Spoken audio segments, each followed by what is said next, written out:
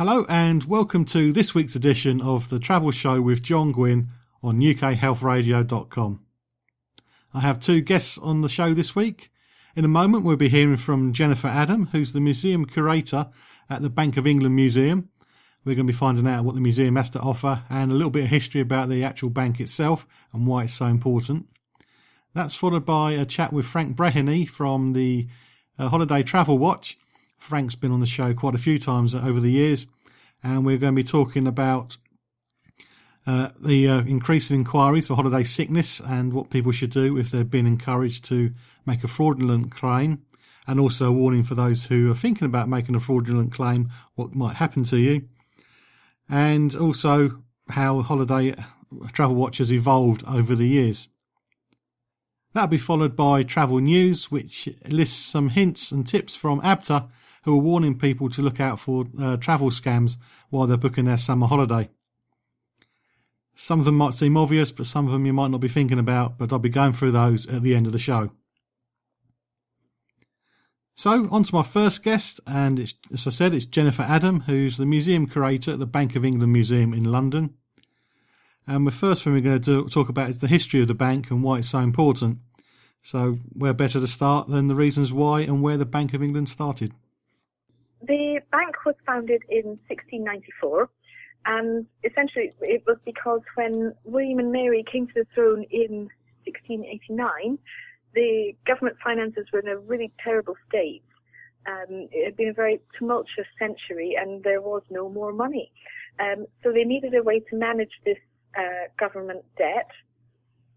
And it was the idea of a Scottish merchant in the City of London, a man by the name of William Pattison, to raise money by public subscription, which would then be lent to the government. So they put this plan in motion and raised £1.2 million, which in 1694 was a lot of money, and that was then lent to the government. And the Bank of England then became essentially the banker to the government, managing this public debt. So it's a central bank. What does that kind of mean?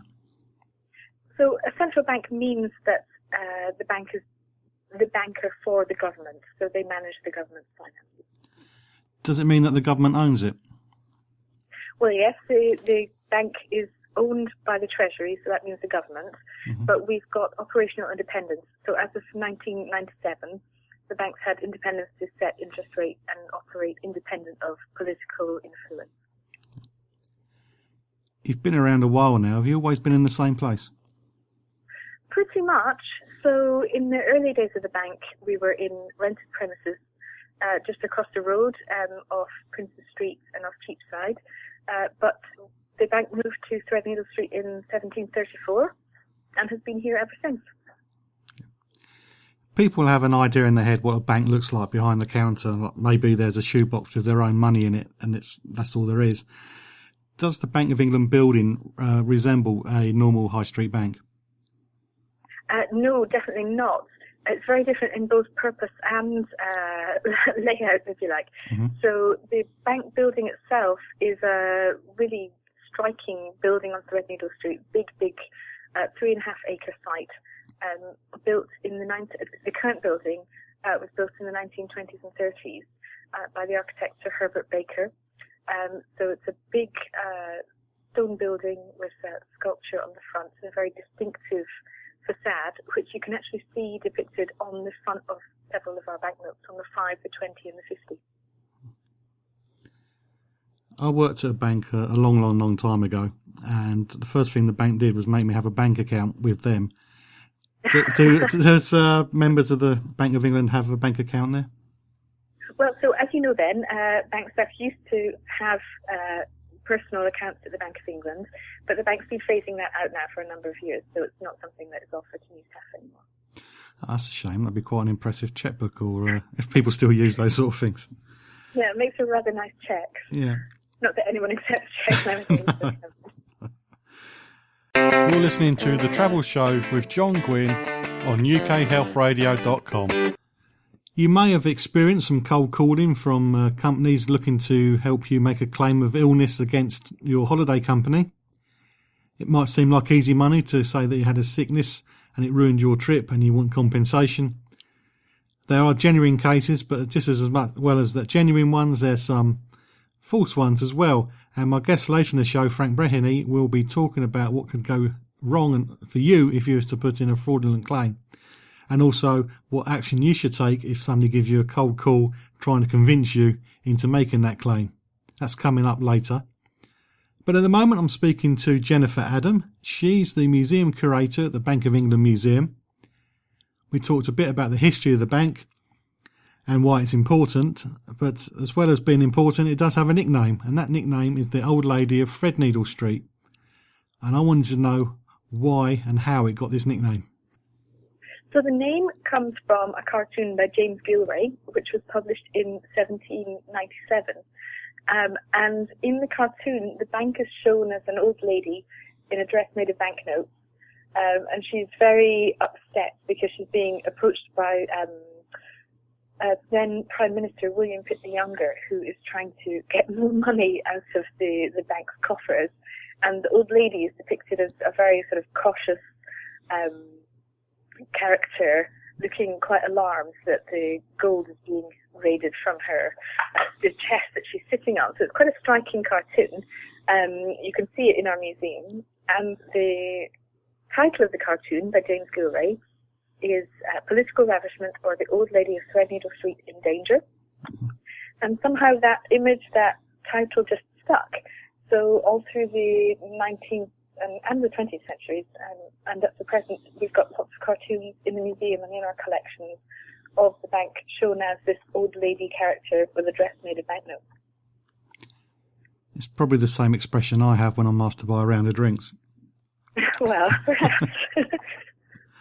So the bank issues bank notes, but can the currency actually be tracked back to something tangible, or are they just bits of paper or metal that have a value just because that's the way it is? Well, in the old days, value of banknotes, the value of the pound was pegged to a certain amount of gold, but that's not the case anymore. We're not on the gold standard anymore. So the value of our banknotes, they're items of faith, really. They're worth what you're prepared to give for them because we believe in them and we trust them. And that is a really key part of what the bank does in maintaining monetary stability, is that we make and produce these banknotes. We make them hard to copy so that you can be sure that if you're given a banknote, it's a good one. It's going to be worth that £5, and you can always take that £5 note or £20 or 10 or 50 or whatever it is to the Bank of England and get the value of that note, the face value of the note, back in today's currency.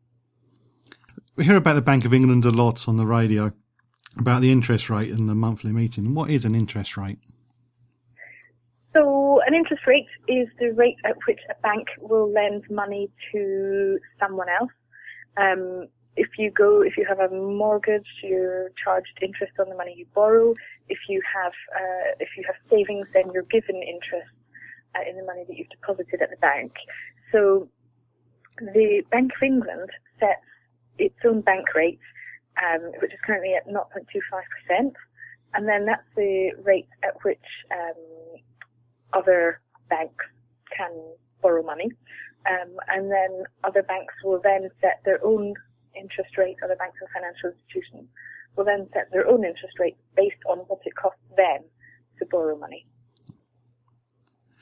It's far too complicated for me. But the Bank of England plays a massive part in the country, but could we manage without you? Well, the bank produces currency, so that's a really important part of what we do. Mm-hmm. But we're also responsible for maintaining monetary and financial stability in a very complex economy and financial system. So the bank has really wide-ranging responsibilities, and an independent central bank really does seem pretty essential in today's complex economic situation. You can follow me on Twitter @holiday_hut. ABTA has released a list of things fraudsters do when they're trying to take your money when you're trying to book your holiday online. I'll be running through those tips at the end of the show. At the moment, I'm speaking to Jennifer Adam. She's the museum curator at the Bank of England Museum in London. We've talked a lot about the museum itself and its history. We haven't said much about the museum. That's going to change now, and the first thing we're going to find out is where it is. The entrance to the museum is on Bartholomew Lane, which is the eastern side of the building. And you can, as you come into the bank, you can see into the museum. You can see the style of the architecture of the overall bank building, the banking halls, and get a sense of what it's like to be in the bank building itself. Do the opening hours of the museum resemble the opening hours of banks back in the last century, only open for an hour and a half a day? No. We're open from 10 o'clock in the morning until 5 o'clock in the evening. So last entrance is at 4:30. So this is pretty much standard for most museums today. Yeah. We're not open on weekends, I should add that as well, or bank holidays. Okay. Is the museum accessible, or is there a few steps you need to get through first? There are a few steps into the main building and in the museum itself, but we do have step-free access for visitors who need that, and we have wheelchair ramps available to put down in the museum if our visitors need that. Okay. Banking is a complicated subject, so is the museum only aimed at older children and adults, or is there something for the youngsters as well? Well, there's something for all ages, because we're here obviously to explain what the Bank of England does, and that is a complex subject, but we try and do it in a way that can be clearly understood by a variety of people. And we have resources for kids of all ages too. So we've got lots of people come for our family events. We have all kinds of activities that you can see in our diary of events on the website. We've also got resources for children from under 5 right up to A-level students, so that they can learn about the bank and the displays and have some fun in the museum at different stages of their learning. Do you do any tours of the actual bank? No, we don't do that anymore. Okay. What about a gold bar? Do you have one of those we can see? We do indeed. We have a whole display about gold bars, with several on display, several different types of gold bars, from the London Good Delivery bars that we have in our vaults, which are very distinctive gold bar kind of shape that you might imagine you've seen in the movies and things. We also have the gold bar that was used during the Queen's coronation in 1953, some gold ore, various different bits and pieces. But we also have a gold bar that you can pick up in the museum. It's very heavy. It's 13 kilos, 2 stone, but you can put your hand in the case and pick up a real gold bar. So your hand goes through a hole in the case, you can't actually pick it up and do a runner? I would hope not. Okay. Have you got anything special planned events-wise for this year? Yes, we have a whole diary of events, which you can see on our website. We have special exhibitions each year. So this year we have at the moment we have a temporary exhibition about photography and the Bank of England, historical photographs of the bank and its buildings and the people who've worked here, and the things that staff have done. Later in the year, we'll have an exhibition about the bank and how it has featured in literature through the ages, particularly focusing on Jane Austen, but also with people like Shakespeare and Charles Dickens. You can see the full diary of events on the website. You're working with the public, and when I've worked with the public, I always get asked the same sort of questions. What